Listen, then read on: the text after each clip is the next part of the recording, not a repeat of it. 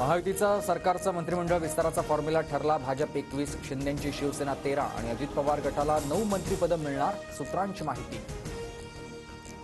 एकनाथ शिंदेंकडे नगरविकास आणि महसूल खातं तर अजितदादांकडे गृहनिर्माण सार्वजनिक बांधकाम विभागाचं खातं असणार। सूत्रांची माहिती।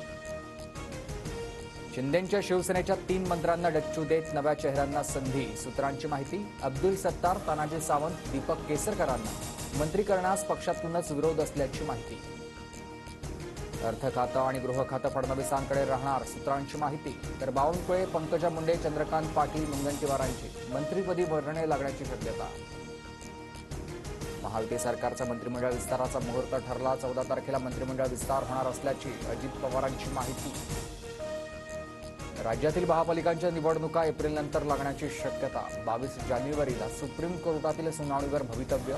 राज्यात लोकप्रतिनिधींच्या 34,000 जागा रिक्त।